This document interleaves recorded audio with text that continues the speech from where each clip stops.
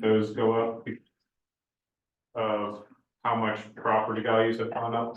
So like rent overheads go up and we're charging them always a flat fee of $9,000. That doesn't reflect that either.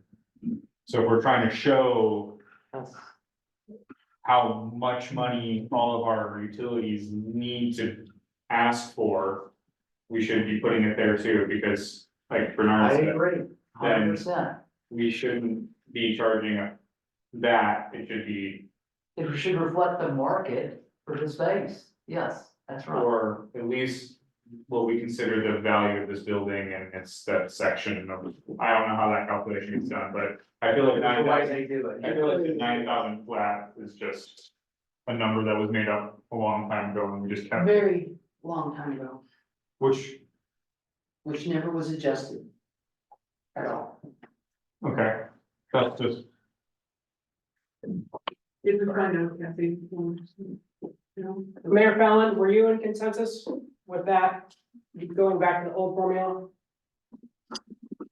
My thoughts on that are, you know, I'm all for the forensic audit. When was that done? How many years ago? Way after I left. you know, during the era that. It has to be, because I've been doing it since I was, and that's 14 years ago. Actually, it'll be about 10 years, 10, 11 years. We think. So I just want to encourage the committee to keep an open mind and sometimes in the past when they say we've always done it this way, maybe that's not the best way. And to keep an open mind. I'd like to hear Carl's take on this and just for the budget committee to be open. And part of the reason why we're in this predicament right now is because of things the way they have been done. So, Carl, I'd like to hear your perspective. I apologize. I stepped away from the computer for like 30 seconds and I did not hear the last comments until right now. We're talking about when, Marianne, do you want to rephrase your statement for Carl? Well, we just took a consensus. We just took a consensus. We just took a consensus on going back to the forensic audit, overhead formulas. And but Mayor Fallon is suggesting that it was 10 years ago and that maybe we need to do something different. And is that? I would like to see what the results of the audit were. I mean, it's premature for me to say one way or the other without looking at the results of that audit. And The forensic audit, is that what you're discussing this? yeah, the forensic audit, that's correct. Okay, yeah, sorry, there's lots of audits going on. That's Let's fair. put names to them. So you're saying that you would prefer to hold off on giving an opinion until you see the forensic, what the forensic audit said. Is that what you're saying? Yes.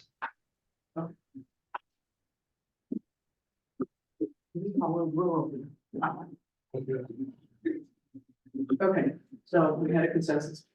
I guess going back to the. Sure, it was on page.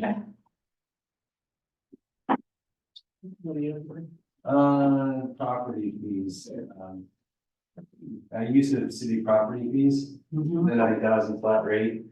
And so if I understand it was, what were the three departments, water? Water, sewer, and electric. And do they all share the same space? Yes. Got it, thank you, that's my question. And then there was one missing, we can't figure out. So, and I guess if they're all sharing the same space, then that price per square foot would be equitable and evenly distributed among. Yeah, we wouldn't charge for the same spot 3 times, yeah.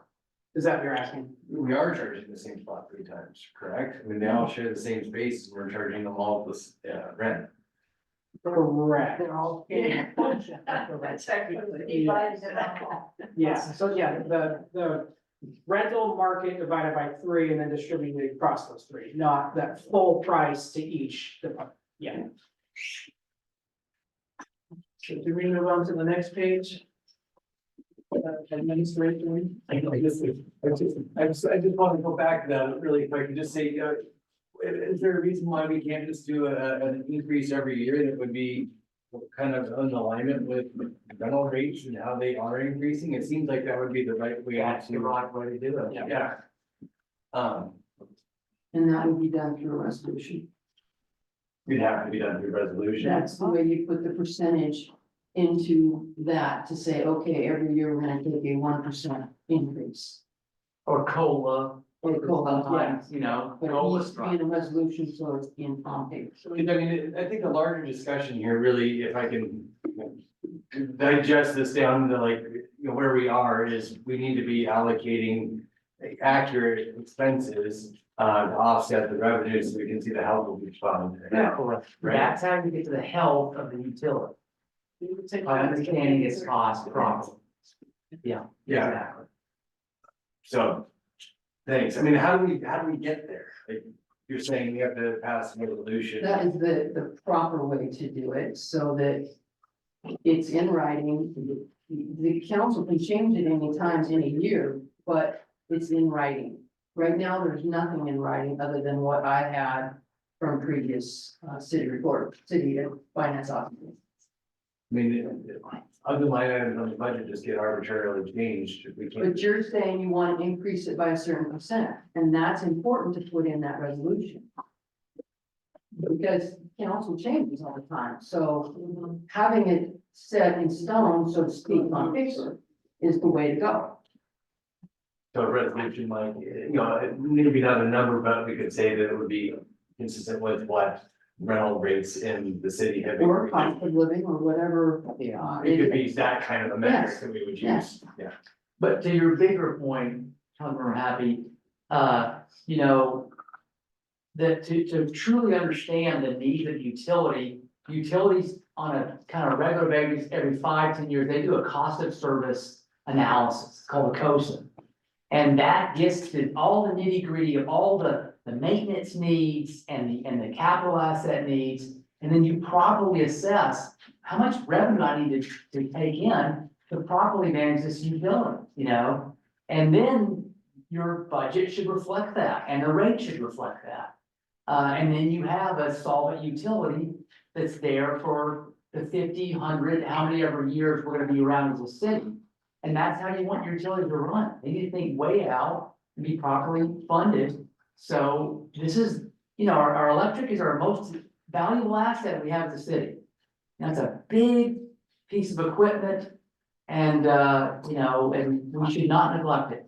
We should keep it in good standing. And we did that this year, right? I mean, that was part of the, I don't know. Yes, the electric department, yes, we did a cost of service analysis, yes. but that cost of service analysis, was that skewed then because we were masking some of the overhead costs? Yeah, that was all in there. But what numbers do we use for, estimating our overhead if we're using, our personnel and material services and, the, use of, city property, that hasn't changed in. I think, if I remember right, we gave them 2 or 3 years worth of actuals. I don't remember how far back it went. But they looked at past budgets. Right, but my point though is that we established this $9,000 for those 3 departments how many years ago, and it hasn't changed in. Yeah. Right? So I think that it makes the cost of service analysis then. Skewed. In that scheme of things. What's that? So how much that would increase would affect like electric very much, It probably wouldn't, right? I mean, we're talking like, a couple cents here. but. Okay. Okay, shall we move on to expenses? We're not gonna make it very far. All right, pivot to discuss general fund expenses, tab 6, page 3, and address the elephant in the room. The proposal to end additional patrol contract with the Hood River County Sheriff's Office. As mentioned in the published fund review, the Sheriff's Office is increasing their annual fee from $116,000 to $154,000, a $38,000 or 32% increase, to provide the same 24 hours of extra dedicated patrol per week. The county had not performed a personnel and equipment cost analysis in several years and recently completed one. That is how and why they've requested such a large increase for this fiscal year. I've had multiple conversations with the county administrator and sheriff's office. They are aware of this proposed budget and our financial constraints. The sheriff's office is currently recruiting for an open deputy position. If the city chooses not to renew the contract, they will not fill this position. General fund revenue via taxes, fees, charges, and shared revenue is estimated to increase by only $14,620. But the long-term goal of reducing reliance on administrative overhead fees, increasing overhead fees is not feasible. That leaves a deficit of $23,380 to cover the increase. This did not take into account staff, salary, and benefit increases, insurance increases, utility increases, and overall increases of materials and services. The general fund cannot handle the increase with the estimated revenues. In addition, Cascade Locks is receiving the short end of this contract.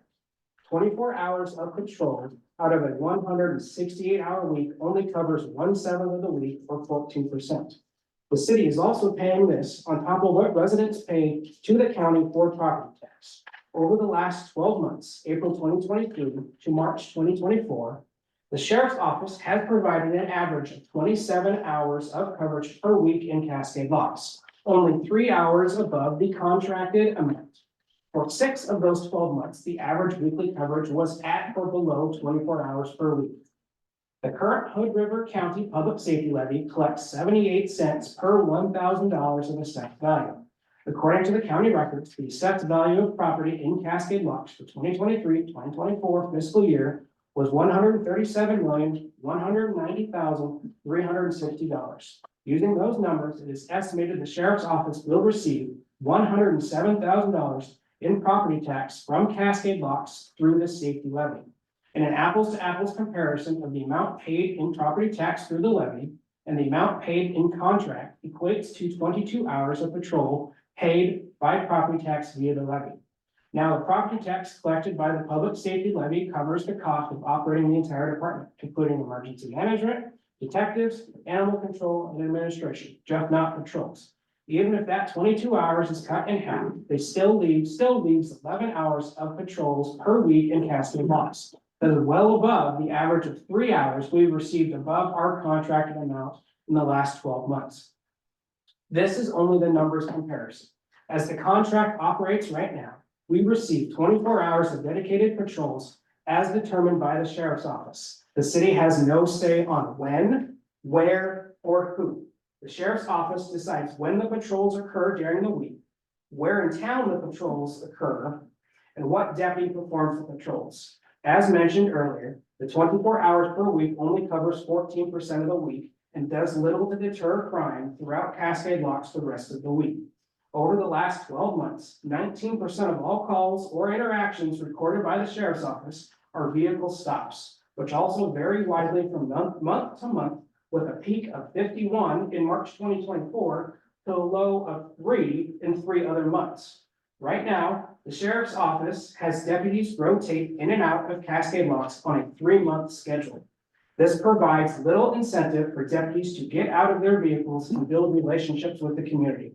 Although we have dedicated patrols, they are still very reactive and not proactive patrols. The city is also taking steps to decrease how inviting Cascade Locks could be to criminals. The city is on an aggressive path to replace all street and security lights with brighter LED lights. The planned updates of development codes and city ordinances will help give the city more ability to work with property owners to clean up and grow Cascade Locks. The city is also rebuilding its code enforcement program with an emphasis on proactive cooperation with residents to remedy violations. Public Works emergency? Yeah. Okay.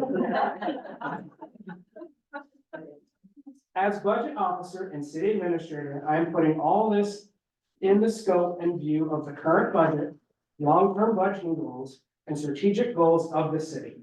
I am proposing we terminate the contract. Over the next 2 to 3 years, the city will repurpose the funds and focus on straightening out its short and long-term financial issues, continue developing the aforementioned programs, and updating the city's IT and human resources infrastructure. When ready, the city will reapproach the sheriff's office to enter into a long-term contract, giving the city more control in how it is executed and if, when, and how much rate increases happen. I have also reached out to the city of Hood River Police Department, Columbia River Intertribal Police Department, and Oregon State Police to inform them of the possibility and end of the contract. All three are unable to enter into any sort of replacement contract, but understand the situation and are willing to help the community of Cascade Locks any way possible. City Hall operations. The next major item for discussion is the restructuring of City Hall, and more specifically, the Finance Department operations. City Hall operations will go from 5 FTE to 4 FTE with the elimination of the accounting clerk position. The day-to-day functions, accounts payable, payroll, bank reconciliations, monthly finance statements, IT, and HR of the position will be dispersed between current staff. Staff have had internal discussions and are comfortable and willing to take on these extra duties. Staff have already been performing these duties for 8 out of the last 14 months. The high-level functions, audit, budget, long-term forecasting, state and federal reports will be handled by contracted chief financial officer. We currently use Now CFO as our contracted CFO. Now CFO was hired following the departure of the city's finance officer in March 2023.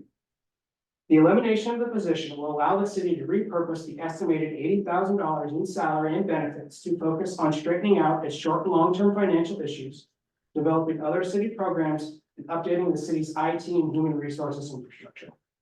The disarray and backlog of work within the finance department upon the departure of the city's finance officer was underestimated by both the city administrator and Now CFO.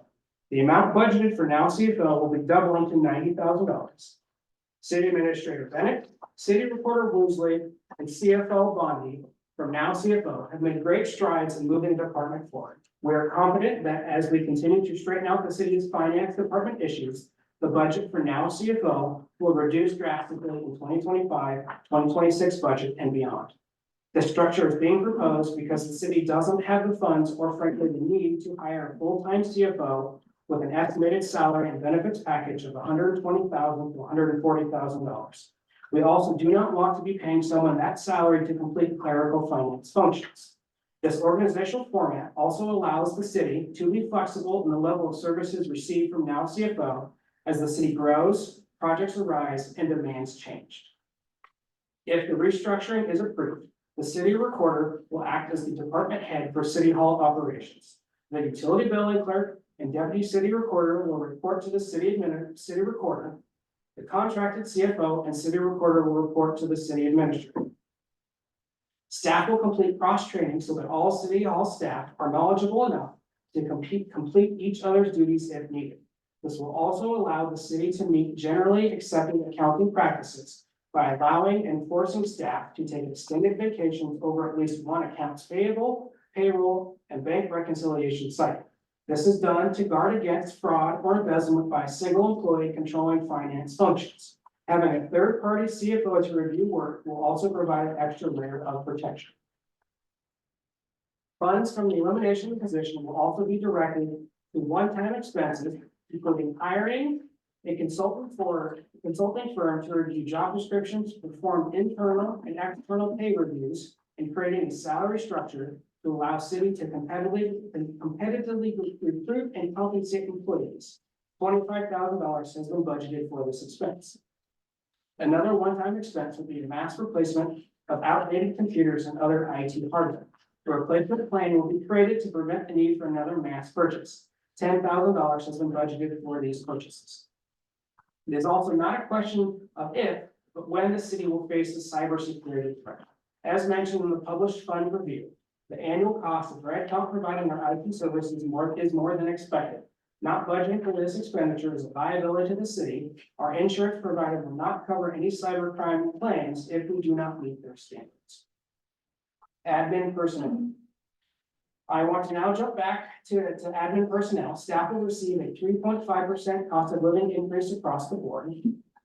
The city administrator's salary is negotiated with council. My current contract is up in October with renegotiations to occur soon. The proposed amount was the top advertised salary when the position was opened in 2022. PERS and health insurance will see a dramatic decrease due to the elimination of the accounting clerk position. The deputy city recorder position will see the bulk of the redistribution of duties. Position salary will be adjusted accordingly. Property personnel. The only significant change in property personnel costs will be an increase of the supervisor's salary dedicated to property as our facilities get older and need more maintenance attention. How public works staff health insurance is spread across each fund and has been adjusted. Administration materials and services. The total amount spent in administration materials and services is estimated to increase 34%. The majority of that is from the items already discussed: contract services, IT services, and IT hardware. The rest of the administration materials and services will see minimal change.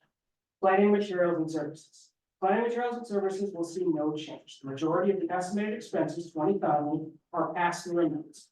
We are invoiced by our contracted engineer or planner, and we invoice the applicant or developer completing the project in question. Agency materials and services. There is no change in agency materials and services as this department is being phased out. Its last appearance in the budget will be the 25-26 budget. Property materials and services will see no significant change. Museum materials and services. A portion of the museum utility expense was to be covered by tourism in the 2023-2024 budget. After a discussion with tourism contracted staff, we are proposing to move that expense back to general fund. Government and community materials and services. The government and community relations materials and services will see the community support budget line go back to 22-23 levels at $10,000. Interfund transfers. All interfund transfers out of the general fund will go to support fire and EMS. Contingency, the general fund will have a contingency of $16,500.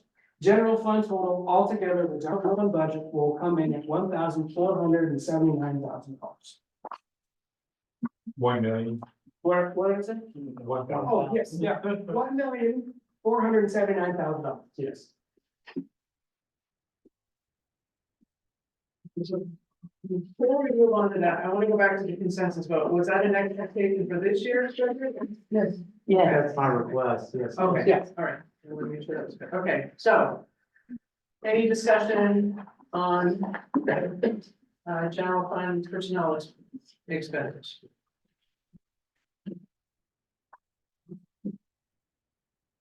I have a question on, did you say just general fund, I mean, property? Well, yeah, well, this, the next Okay. pages. I have a question on, property workers' comp. The wages have gone up, but the workers' comp has gone down to $68 from, last year it was 1,167. How come that drastic change? It's always been over 1,000. Third line down in the second. Oh, there it is. I'll need to take a look on that. I'm not sure. I did not catch that. Marianne, this is Carl. I believe part of that issue was we did not adjust the workers' comp percentage in Cassell, and we were taking too high of a percent out, and that drove the expense higher. I believe it's been corrected now because I had to adjust the rate downward. Okay, so when the rate changed, the computer did not get changed. Is that what you're saying? That is correct. Okay. So you're confident the $68 is the correct change? I would like to look at that further with Jordan and come to a consensus before I confirm. Okay, thank you. That's pretty significant. I mean. It is, yes, yeah, I'll double check that, yep. Correct. So regarding the sheriff's contract. Look, you know. How much police use services you have as a community, very much a values compensation. Council and y'all's job to make those assessments. I happen to be a risk, tolerant person in life in general, you know, I like a little risk and. So my first thought is, you know. We'll see what happens when we reduce this service and if it causes a change, you know? But if we see an uptick of, you know, malevolent behavior in our community. I think, I don't know, this is scary to me that we're gonna postpone a sheriff's.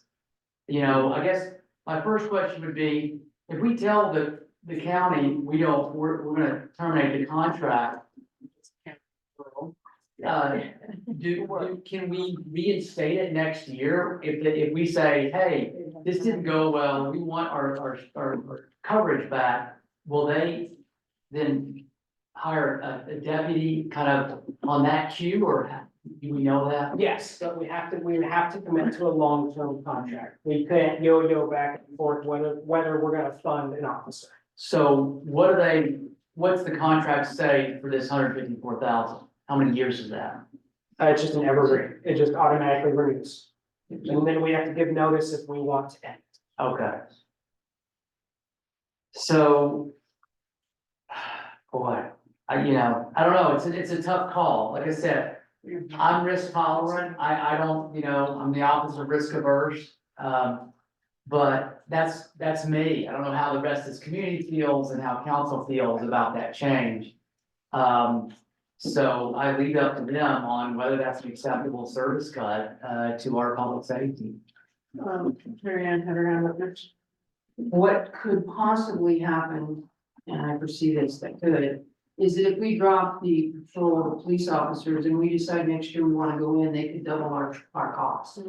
Whereas if we stay with them, they will not double it, they will increase it a percentage, but once you terminate a contract, they have every right to increase it more.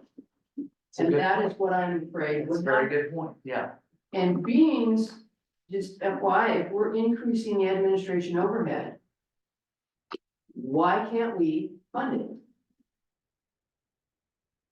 Is my question. And, to look at page 4 of the general fund expenses that you sent to us, that we received today. Can we make it clear in apples to apples comparison, that's page 4, the amount paid in property tax through the levy equates to 22 hours of patrol paid by property tax via the levy. Can we get that in writing or to the Hood River County Sheriff that we are meant to have that amount by our property tax alone? Is there any way to? I mean, I don't know exactly how much that would equate, what the sheriff's office would say. That would equate to in hours of patrols. The apples to apples, we're just comparing what we got for our contract versus what we're paying for the levy. Just for a comparison, I guess. Yeah, and I have talked to the sheriff's office when I first got here about this contract, and they said if we cut it, that right or wrong, the amount of presence they would have in Cascade Locks would go to pretty much zero. Which is not fair, considering we already pay the $107,000 in property in levy tax. And in just general property tax, we pay $198,400. So just in this year alone, it's estimated that Cascade Locks will pay the county of Hood River $421,000. And I'll say it, what the hell are we getting for that money? Yeah. What is Cascade Locks getting for that? And that's outside. Absolutely. That's the contract and property taxes. I've always felt that was an unfair situation, that we've had to double pay for the few services that we get. And when you point out that that 24 hours a week we don't have any say on when they're here. Do we say, okay, we're gonna have this event, we want to have extra police coverage here? We can't say that. If they happen to be there, we can ask for it. But my question is as we contract with Hood River County Sheriff's Department, could we also contract with Multnomah County Sheriff's Department? Or with Troutdale, or with any of the other services sheriff's offices or any of those other law enforcement agencies besides Hood River County. I mean, we're not tied to Hood River County. Actually, Cascade Locks used to be part of Multnomah County. I did not talk to anybody to the west of us. I did talk to State Patrol. They are not this really should be public knowledge, but they are short troopers, especially in our region, and don't have the staff right now. I talked to the Hood River Police Department. It's just too far away for them. They do not want to leave an officer out on the limb 20 miles away. Which I don't. John, did you have an answer? So going with Multnomah County Sheriff's Office, you run into the risk of them not having radio service out here.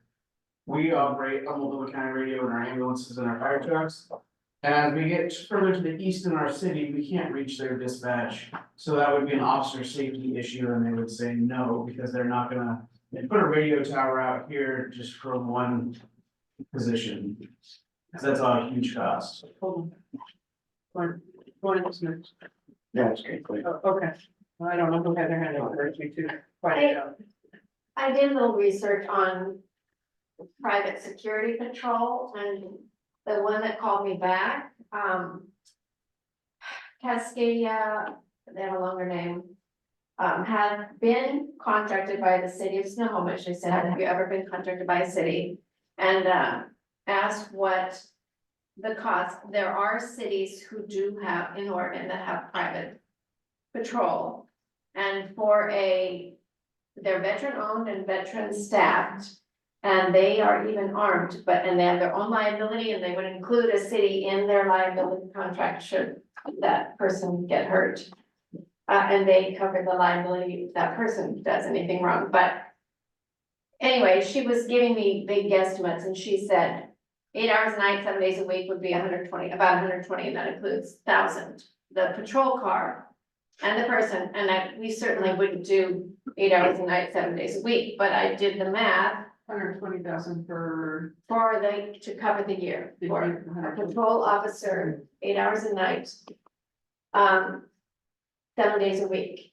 So if we even went down to 32 hours, which is just like one night, a little bit more than what the Hood River County Sheriff is doing, if they would go that low, that was 17,000. So I was just doing the math there. So if we, again, and I said, well, do they call the sheriff if there's real crime? They said, of course, and then we know the Hood River County Sheriff has to respond to calls. They have to, whether or not we pay them extra, they're supposed to.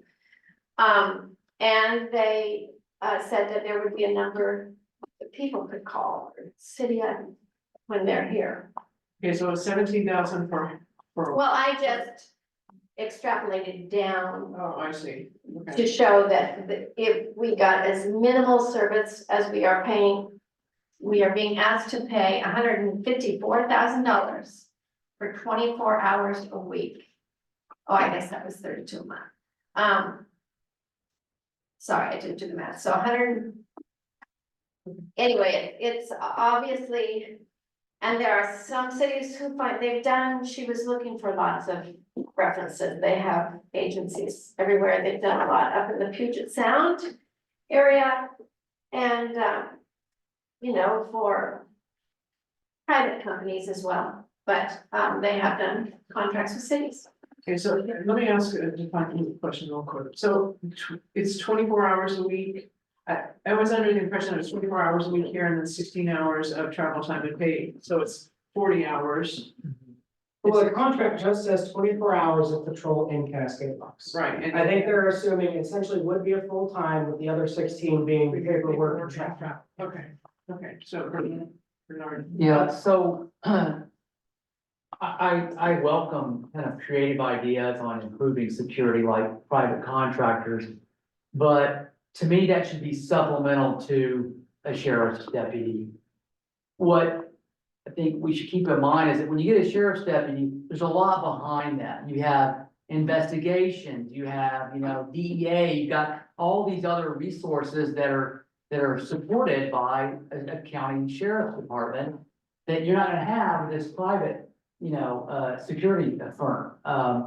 And then, you know, I'm not here to defend the county, but I can assure you guys that, I would love to have a county official come here and say, to that question, what are we hitting for $400,000? I assure you, they would give you an earlobe. I mean, they run the jail, they run public health, they do a lot of things beyond. Yeah. The sheriff's department, and those cost money, you know, and they are also a very poorly funded county because. You know, when that measure 550 got passed, whatever, in early 2000, their property tax happened to be super low like ours.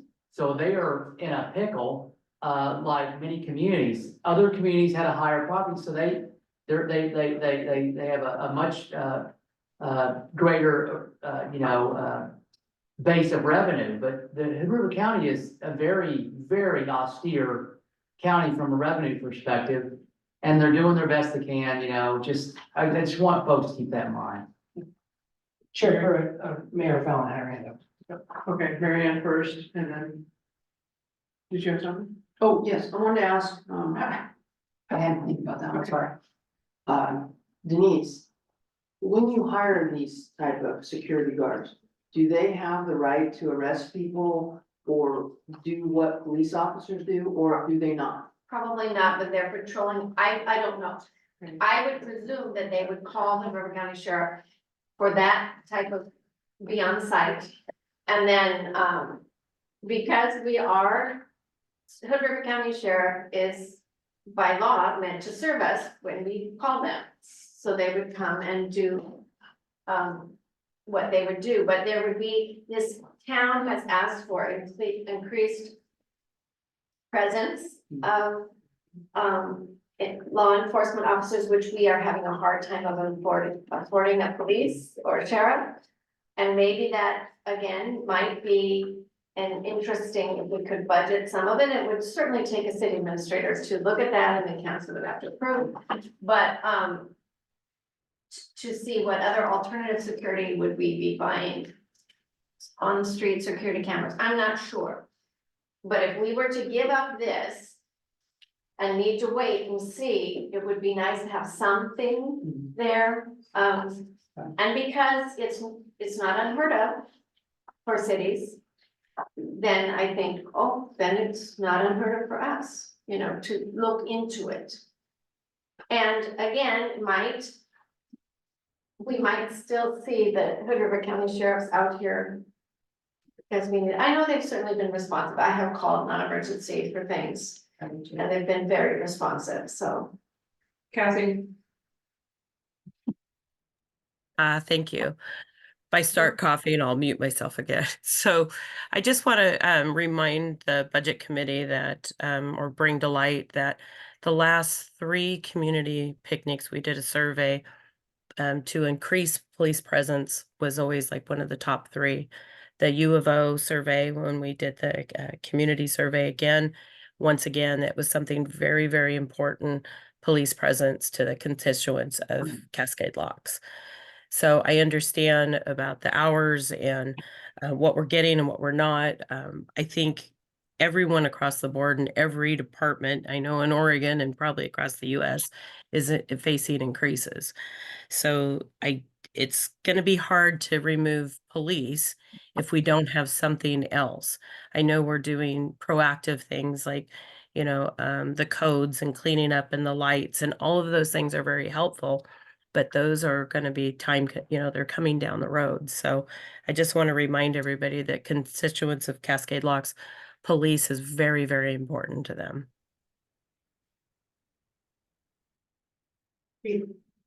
And I guess I have a slightly different take on that. I think public safety is what's really important to the community.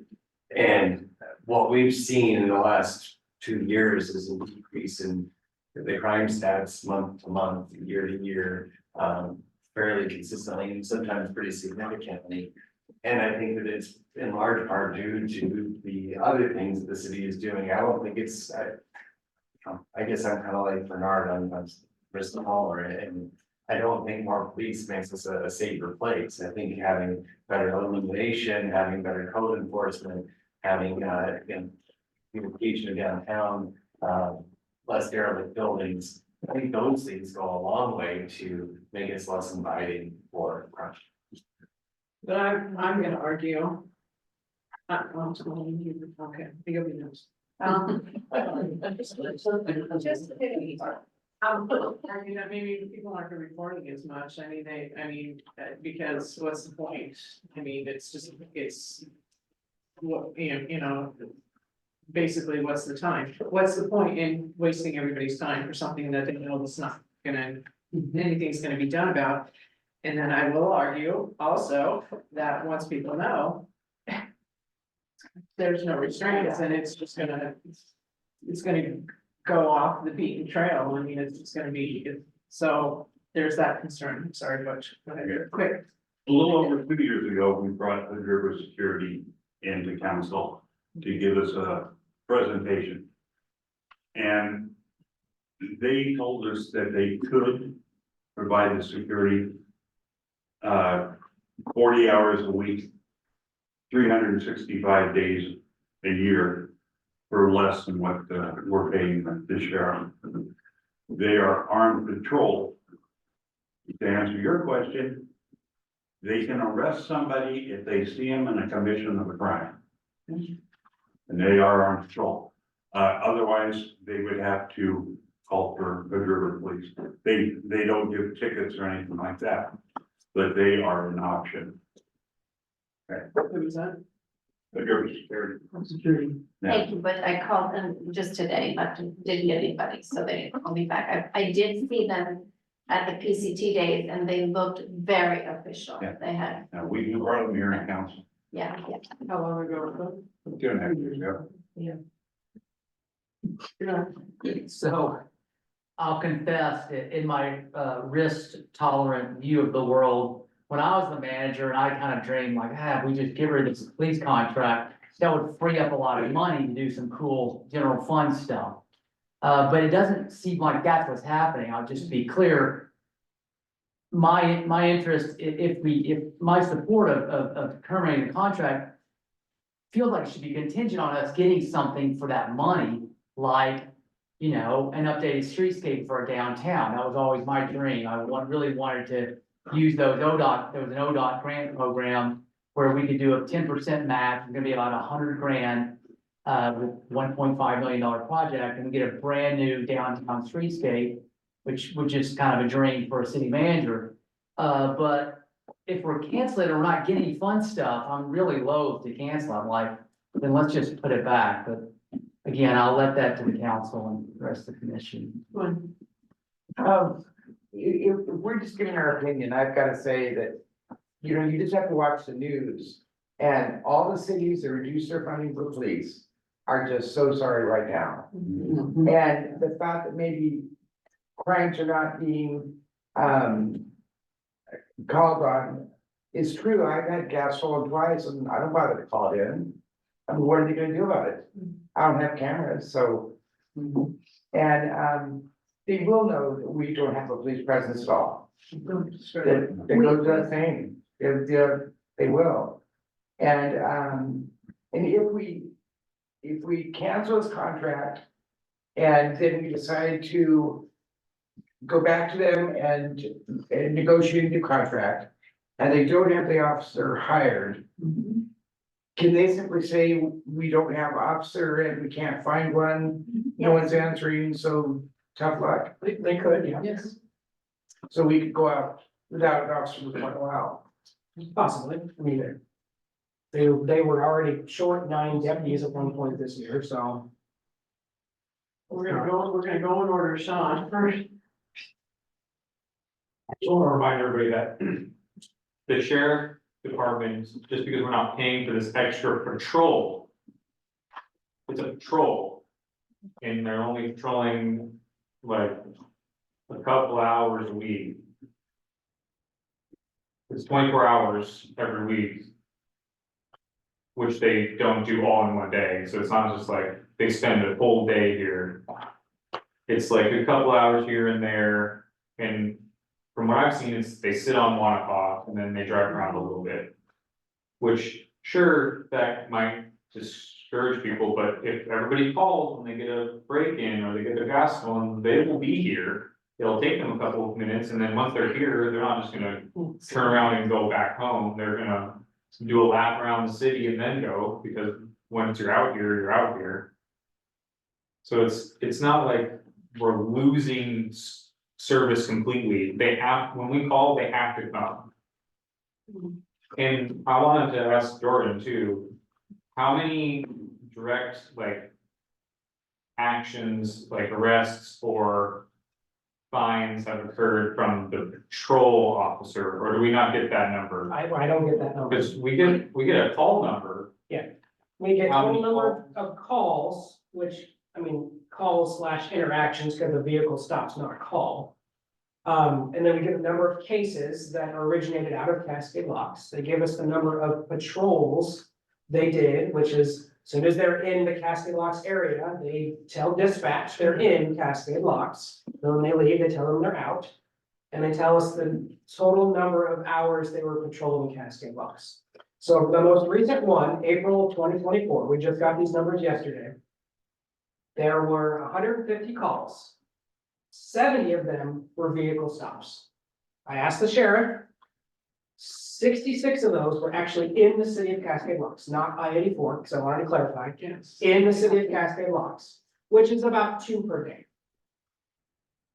They did 74 patrols for 131.6 hours. That breaks out to essentially just over 2 patrols a day. 4.38 hours in Cascade Locks per day and 1.78 hours per patrol. So out of the 24 hours in a day, they're here for 4. And I'm gonna push back a little bit, I mean, they have to come based on priority, I mean, on how, how significant. If you call saying you're being robbed, they have to come. Yes, they do. They, I don't mean to interrupt, but I mean, I just heard a story this evening, I mean, this is all secondhand, but somebody saw a break-in entering, occurring and called. And they said, we don't have any resources to send right now. It's property crime, this is not violent crime, I mean, it's that you stabbed or shot.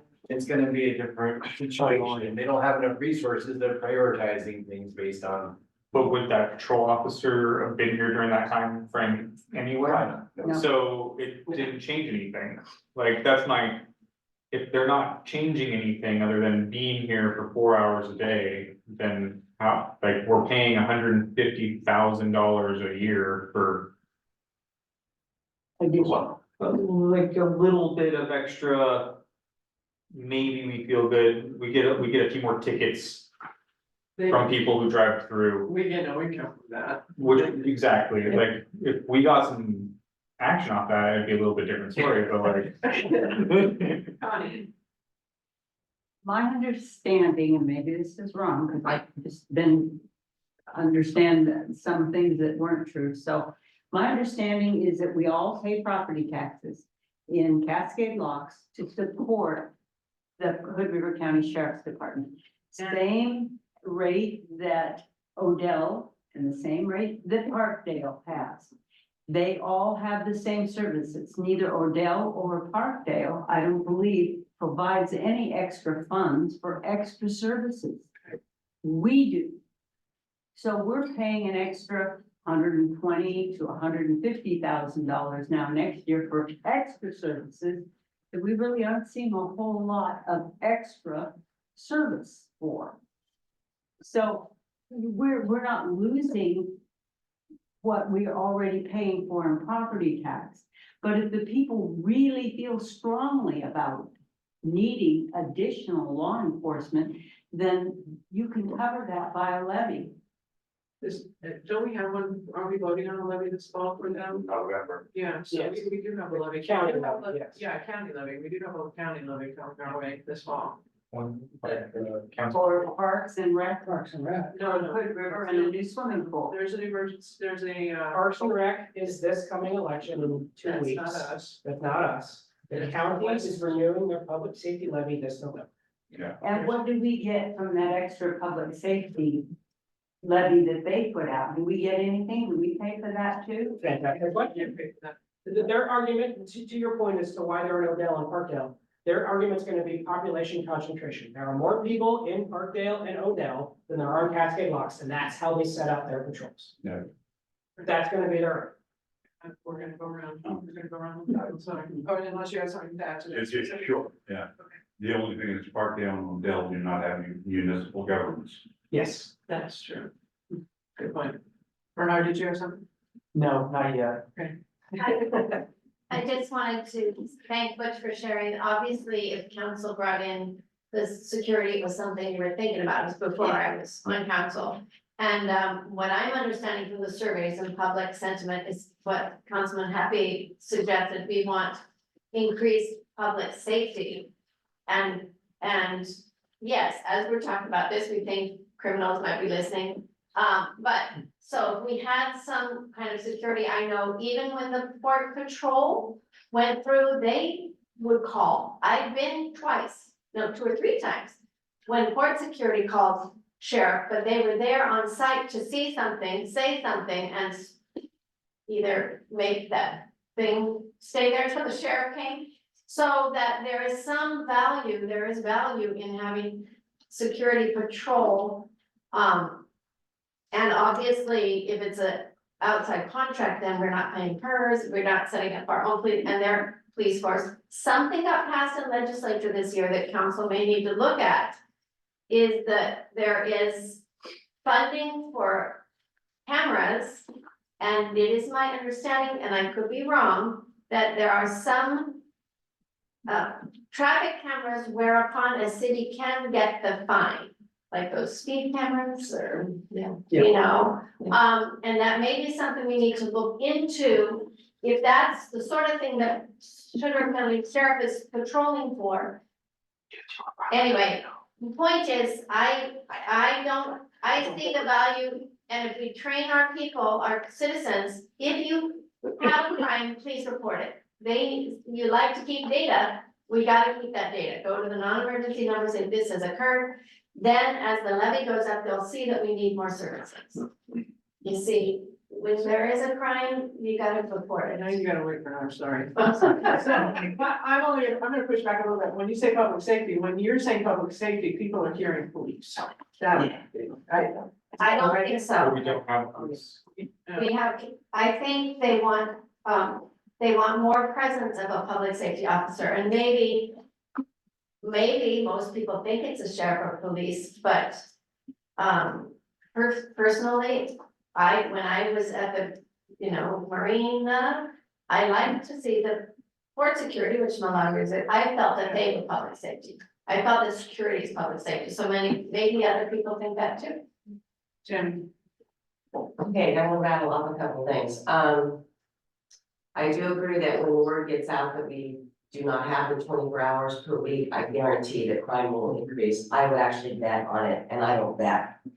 And also, when that happens and crime goes up and people get hurt and there's emergencies, our fire, EMS are gonna get more calls, and they're going to have to cover more calls that maybe isn't gonna be so available if it's fire season or what have you.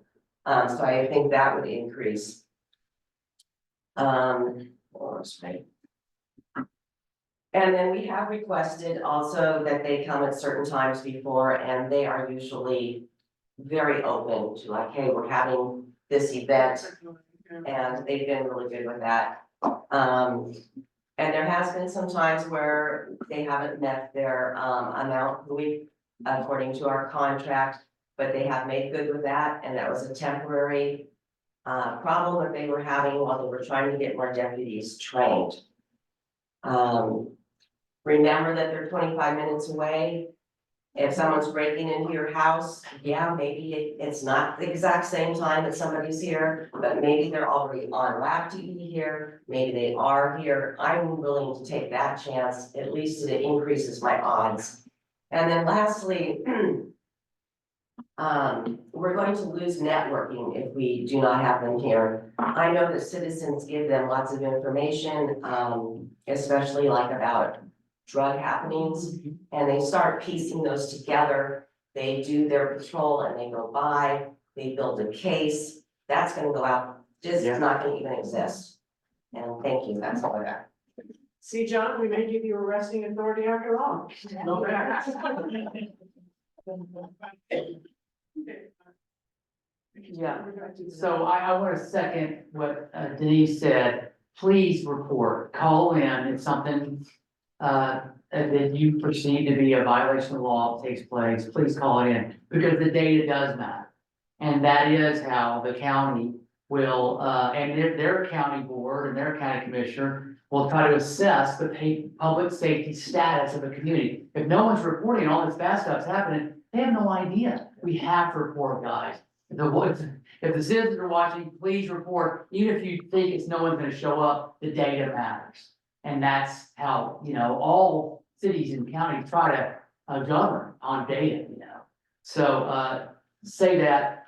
The other thing, just, again, not to spend your, too much time defending the county, but, I worked for, a city in, Washington State, and we were a city of 50,000, but we contracted out for police services with, in that case, King County.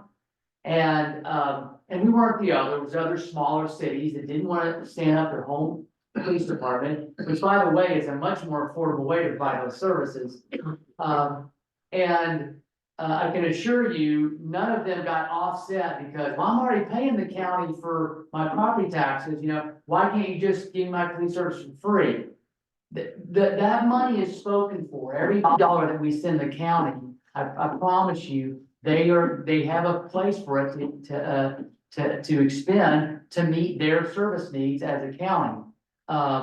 So, what we're asking for is not, I don't know, it's a very reasonable expectation that that we pay for something, we get something beyond what the county provides as a broad envelope of public safety, for the county.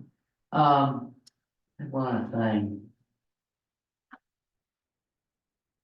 Oh, I guess, I don't know if anybody has read Freakonomics, but the first book they came out with, they studied why crime declined like in the 2000s or in the 90s. And what they learned is of all the things that they examined on what causes crime decrease, police presence was, the correlation, the causation was just like almost 1 for 1. So it is true that police presence matters. When you have police in the area, it does affect community and public behavior. So there's a strong case to be made that if we reduce that police presence, then you will see a corresponding change in public behavior. So, but let me get back to, that is my last question. If we say, no, city manager, we need to pay for a police contract to the tune of $154,000, did I get my number right? Yep. Then, again, communities have to decide what they want, then they decide how they pay for it. So I don't know, do you have a contingency response? I didn't know if you mapped out, well, how's the budget committee respond? They're gonna say, Given all the other things that the general fund needs to do and the amount of increase, the other option is cutting a paramedic. As much as that sucks even more, we're talking about not saving on paper spent or cutting back the number of pencils or anything. We're talking about eliminating positions to cover this fund or this money. And I'm gonna make people mad, if residents want police presence, we need to stop playing Jenga with the budget and we need to pay for it. The city needs more revenue, there's no way around it. I agree with that because it just depends on if you all believe that this is important and we need to have police presence, you're robbing sewer, fire, utilities, all those other budget line items to pay for this, rather than asking the people that want it to pay for it. This money is set that we get from the city is supposed to go for these items. And we're supposed to get our services from our property taxes for our law enforcement. If we want more than that, we pay for more than that. And it shouldn't come from our budget. I just don't feel it should come from the city budget to cover these kinds of things. And maybe I'm the only one that thinks that way.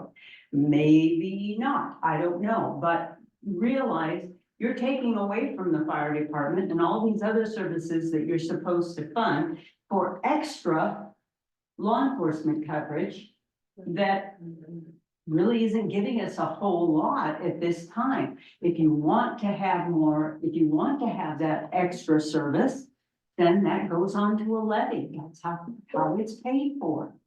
You can't rob the city for those services.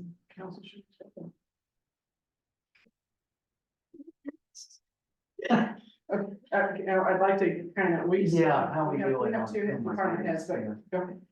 Look, there's lots of ways to raise general fund revenues. And yes, many of them, make extra demands on utilities. When I was in Gresham, we were having very similar conversations about general fund services like fire, police. And, they raised the franchise fee on the utilities to 7%. And they did on the electric, on PG&E as well. PG&E sued us and we won. They lost that case. So they upped those fees to 7%, and that generated quite a bit of revenue. There's lots of other, things you can do to generate, to do that. That goes back to, then council is going to need to raise the revenue and the rates generated by the utilities so they can meet those obligations in addition to their current obligations to be solved in utilities. Those are bigger conversations, but to me, I feel like it's time we have them, I hinted this at our last budget year that we need to start be thinking about that, and now I'm saying it very openly, we need to do things like that. That's what I would advocate for as a budget committee member. And I would just say, having heard that we might lose a paramedic, we have a paramedic that is moving on to a higher paying position teaching at the beach. We cannot lose a paramedic, cannot. And if it gets rough and we feel, then I would support not renewing the contract. Possibly looking at other alternatives for public safety presence and, yeah, I mean, when we're at this tough budget time, when there really is no money and we're asking our sewer, water and, our utilities to pay a higher percentage, that is gonna make them have to come back to us for a contingency fund. I don't think it's there. As much as we want it, we could want a full-time police force. We don't have the money.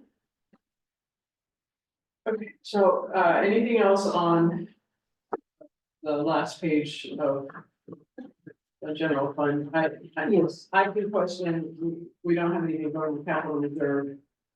And it's admin and property. Is that just because there's no money or there's no money? We don't have money. I think, I have a question on support community programs. 5,000 of that comes from the revenue, state sharing revenue. What is the other 5,000 for? Why did we add $5 more thousand to this? And what is it going to be used for? Whatever council wants to use it for, I mean, there seemed to be consensus from council to have those funds available for whatever programs they want to support.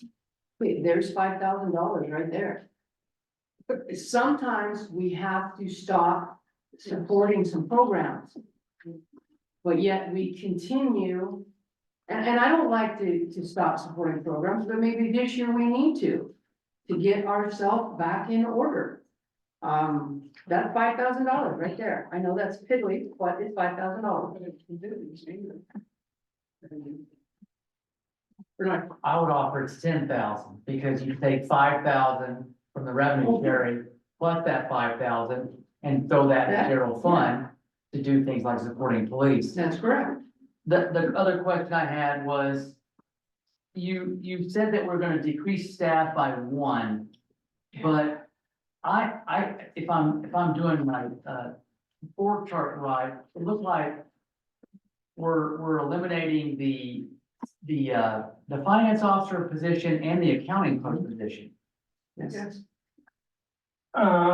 So, That finance officer was already eliminated. oh, Yes, it was eliminated last budget. It was switched from a finance officer to an accounting clerk. yeah. And I hate to sound like a, just a big general fund hog, but those positions, I also, don't think it's wise for the city to be eliminating. I think the city manager needs a full-time finance officer and you need an accounting clerk, to keep our financial, house in order.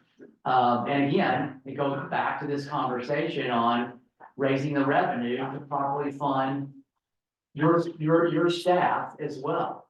So, I mean, Not to mention the staff we have are severely undercompensated. all that should be fixed by a properly run thing. The last thing I'll say on utilities, if you say, okay, we're gonna change that franchise fee to 7%, and then we're going to raise rates to make them whole on their capital, operational, and, overhead needs, then it's fair to say to the community, hey, so how much are rates in Cascade Locks compared to cities X, Y, and Z? And I'm gonna bet that ours are super low compared to X, Y, Z. I know our electric is lower than anybody in this region, okay? So that is, to me, I think, a strong platform for the city manager and the utility managers to go, we are way underfunded. And the reason we're underfunded is because that because our rates are so low, okay? And again, if ratepayers want to complain, I'm going, okay, where do you want to move where you get cheaper electricity? The place doesn't exist. We have to fund our utilities properly. You want all those services. And so, I think the analysis will show that that our rates are too low and they need to be reset. And when we do that, we're gonna properly meet the needs of finance and overhead and all these things that we're wrestling with right now, and police. Mr. Peterson has his hand up.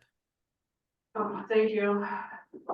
Go ahead, We're not in public comment. yeah, we're not in public comment at this time though. So. At the end, Yeah, we can do it before we. I'll write you down at the end, Rob. Mary Ann, did you want to make some sort of proposal about the $10,000 and? Well, I agree with Gordon, geez. Hard.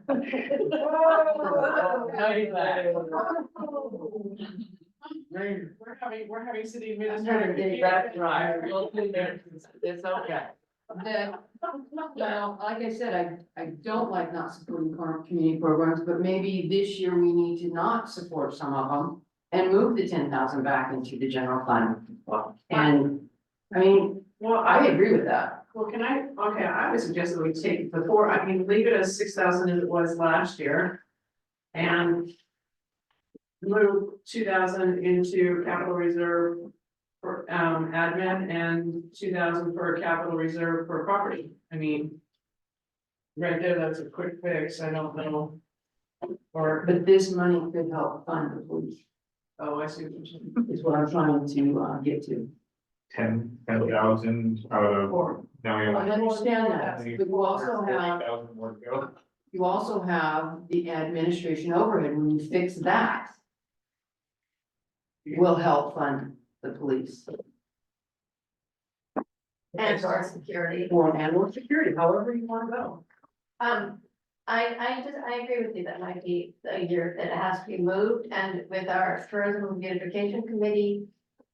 They did that Earth Day this year, so there might be some, I don't know, I haven't gone through their budget. While we're saying the city is cutting that out, there still might be an opportunity for community programming. so maybe we can come back with some options, I mean. Come back to this, because we've got two staff sitting here, and I feel really bad. We're almost at 9 o'clock. We're at 9 o'clock, so I need to see if we can, if we're willing to go for another half an hour, so we can at least cover one, if not both. I think they're gonna take longer time. You think so? And public comment. And then we have public comments, so, but I feel really bad, these two guys are gonna sit here judging it out.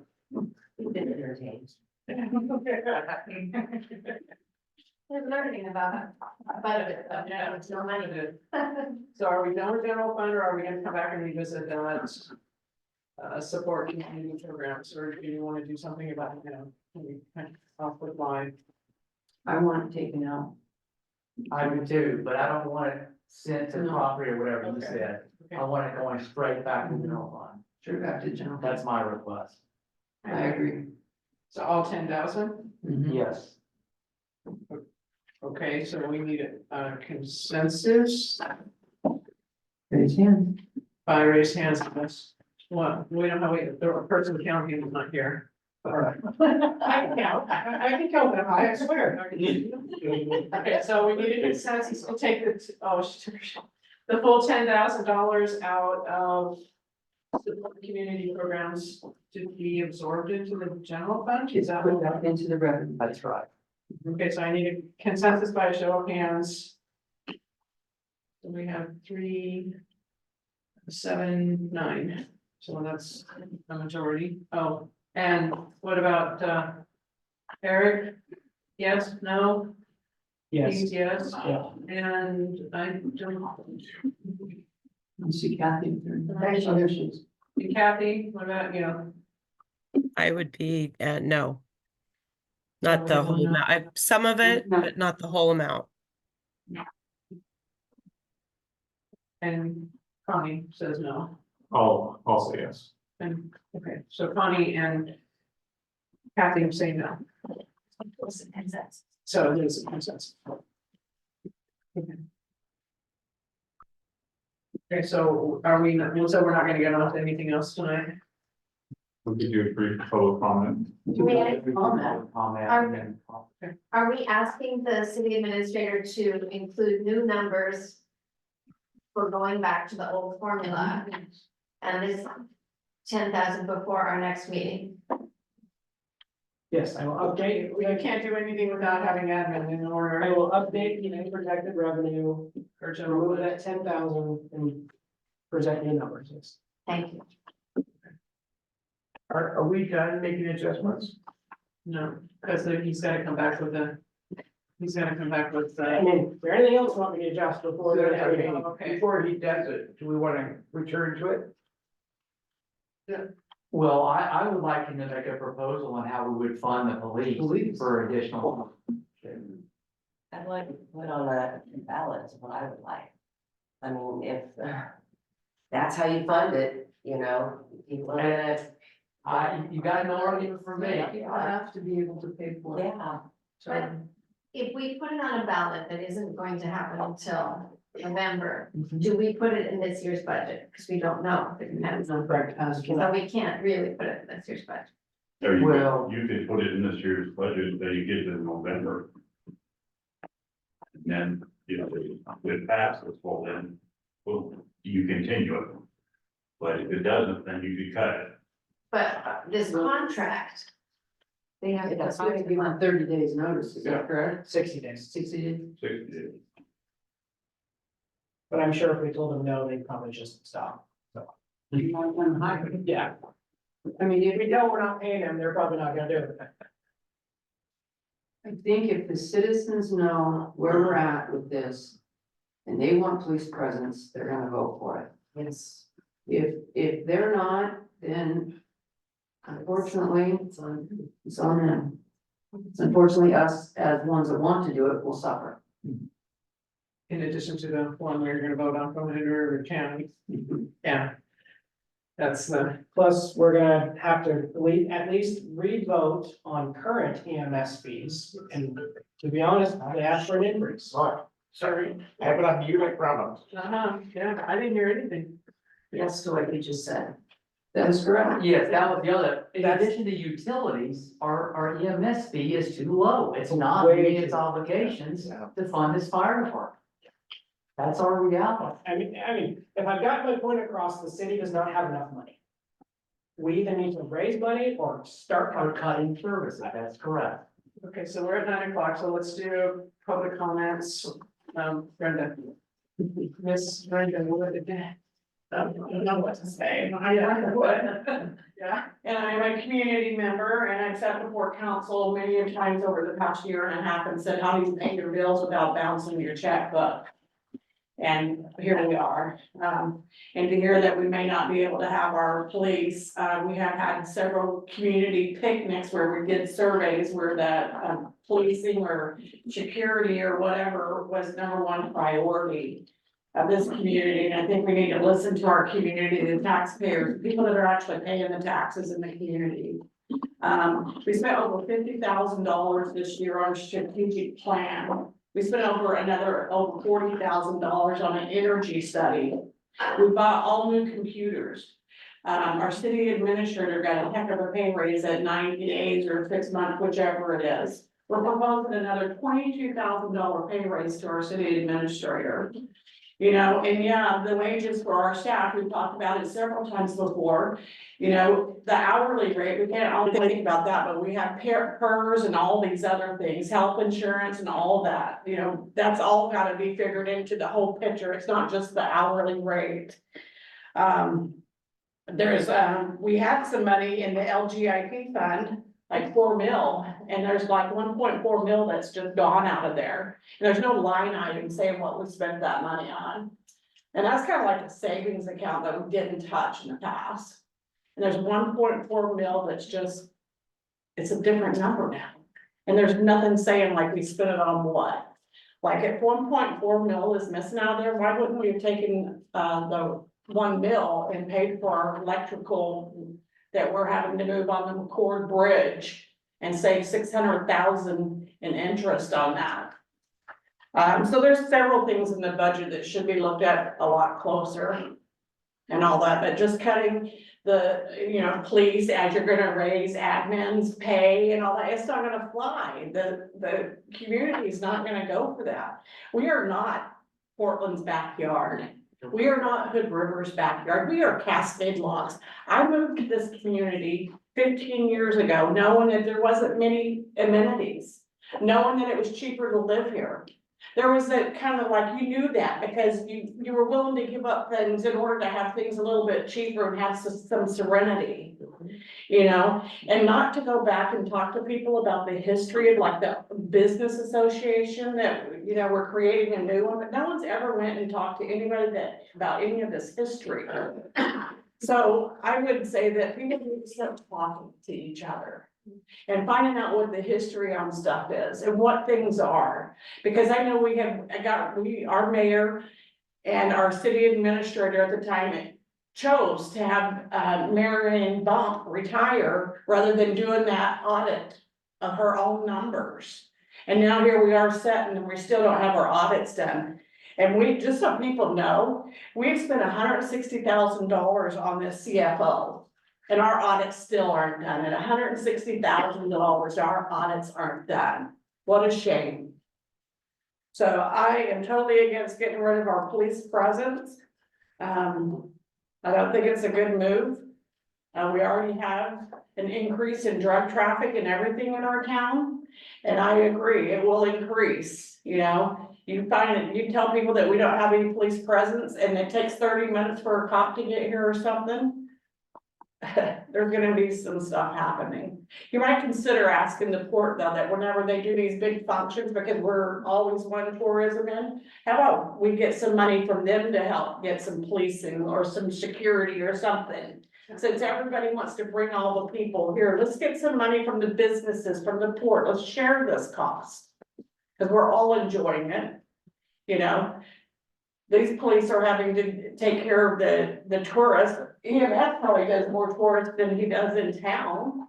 I have no idea, but, we really need to look at what we're doing. Cause when I first moved here, we had no EMS service. When you called for an ambulance, cause my husband actually had a flat lung and I called the ambulance, And guess what? It didn't show up 20 minutes. It was Skamania County that came. Because we didn't have that then. So if you wanna know what it's not like to have services, just, and they don't have to come, they prioritize. There's a lot of calls that like Portland Place are just not even showing, they don't even answer the phone half the time now. You know, they just don't have the money to do it. So thank you guys. Mr. Rob, so. Jordan, His hands up. okay, yeah, go ahead, Rob. Thank you, everyone. And yeah, thank you, everyone, for volunteering your time. It's a very difficult decision that you all have in front of you. And, it is a turning point. You're trying to right the wrongs of the past here and make things work in a more efficient manner. I agree with what Bernard says.